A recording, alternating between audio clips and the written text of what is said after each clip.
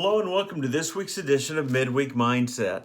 Last week we jumped into James chapter 3 and we were looked at the beginning of the chapter, and it talked about the taming of the tongue and how powerful and in good or bad ways that the words we say, how they are. Well, I want to go back to the book of James in the second half of that same chapter. In chapter 3, it talks about two kinds of wisdom. I want to just share a few verses and talk about that for just a moment if we can. Verse 13 says, "Who is wise and understanding among you? Let him show it by his good life, by deeds done in humility that come from wisdom."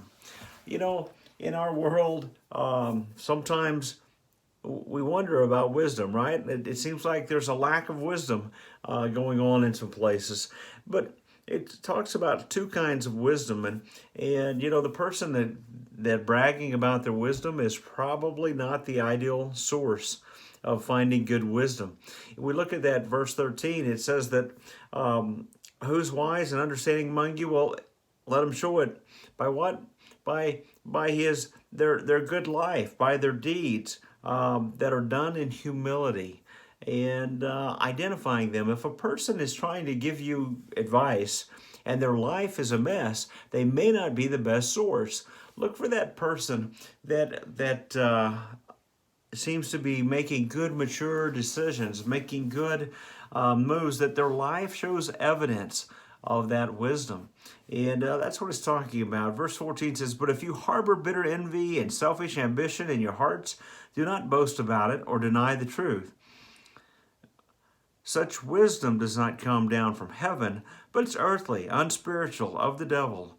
For where you have envy and selfish ambition, there you find disorder and every evil practice." And we find a world full of people that are using their own reasoning and excuses and manipulation to influence you in some way that benefits them. It's their own selfish ambition, their own desire to be looked at as the wise one, their selfish ambition of what they gain out of a situation.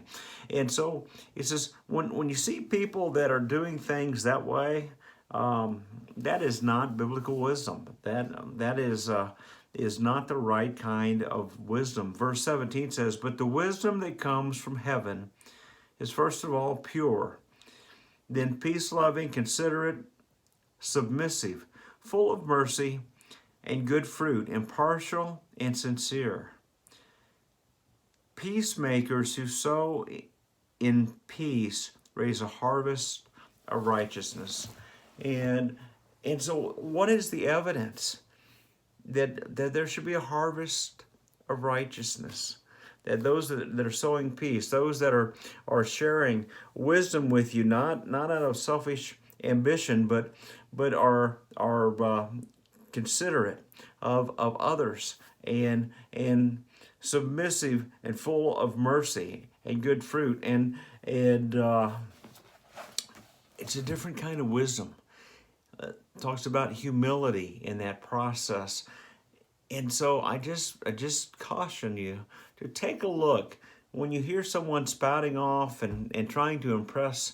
They're trying to impress us with how smart they are and how much they know and how wise they are. And take a look at their intentions. Take a look at what they're driving toward. Who does it benefit? Is it benefit for those that they're sharing that wisdom with? Or is the benefit for them personally? Is the benefit for their thoughts and ideas only? Or is it a benefit that benefits everyone in that? So I just wanted to share a little bit about biblical wisdom that we find in James. And he in this passage, he contrasts the traits of earthly and heavenly wisdom. And that's what we need to look for, the contrast between the two, to know the difference.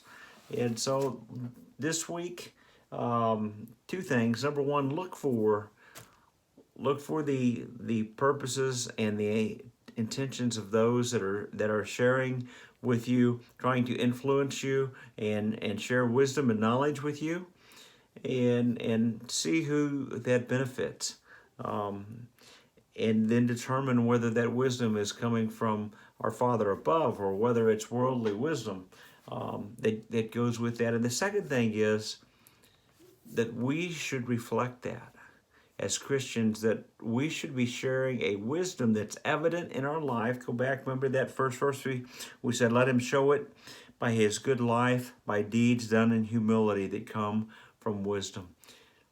That we should be leading people in the same way with that godly wisdom that James defines here. So we need to check the intentions and attitudes of others as they share things with us, but we also need to check ourselves and make sure that we're sharing godly wisdom and not just some personal ideas and thoughts, but that it's truly wisdom that benefits those around us.